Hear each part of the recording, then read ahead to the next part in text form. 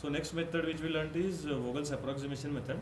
So again here we compare whether supply is equal to the demand, first step, and again in the next step what we do is against each row and column select a minimum two elements and write down their difference. That is, what we do is we select the least two elements and we write down their difference. So in this first particular row we have 5, 7 and 8. So what we do, we select least two elements, that is 7 and 5.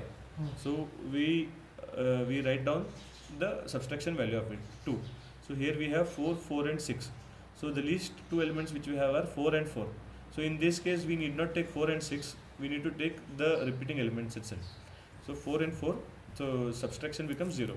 So here we have 6, 7 and 7. So in this 6, 7 and 7, we select 6 and 7, so their difference is 1. So coming to the particular column. So in this column we have elements 5, 4 and 6. So least two elements are 4 and 5, their difference is 1. So again here we have 7, 4 and 7. So here we select 7 and 4, so their difference is 3. So here we have 8, 6 and 7. So here we select their difference and their difference is 1. So in step 2 what we do, we select the maximum difference. So we select the maximum difference among 2, 0, 1 and 1, 3 and 1. So among this the maximum difference we have is for the element number 3, that is across the demand. So for this 3 we take the corresponding column, and in this corresponding column we allocate to the cell which is having minimum number of values. So here among the 3 the cell which is having minimum value is 4. So for this 4 we have a supply of 30 and demand of 42. So for this we allocate 30 units and we delete this particular row, and this 42 becomes 12. So again we continue this step again. So again we take the two elements among the row. As this row has been unchanged, so this 2 remains the same. This row has been eliminated. So among this 6, 7 and 7 we select 7 and 6. So value becomes 1. So again coming to the particular column, here we have 5 and 6. What was the step right now? We have to select the highest, na? So we selected 2. No, again still we have to do it among the column as well. Okay, fine. So we are eliminating this row. We are eliminating this row and we are considering only the above 2 rows. Okay, fine. Above 2 rows. So among 5 and 6 the difference is 1, which we have mentioned here, and 7 and 7 the difference is 0, and 8 and 7 the difference is 1. So we have to repeat the step number 1 again. Yeah, we need to repeat the step number 1 again. So among 2, 1 and 1, 0, 1, 2 is having the highest value. So for this particular row we select the element with least value. So here we select the element with least value, that is among 5, 7 and 8. Value 5 has the least element. So for this 5 we have a supply of 70 and we have a demand of 65. So for this we allocate 65 units, and this particular row gets column gets eliminated, and this 70 becomes 5. So again here we can see this and this particular are eliminated.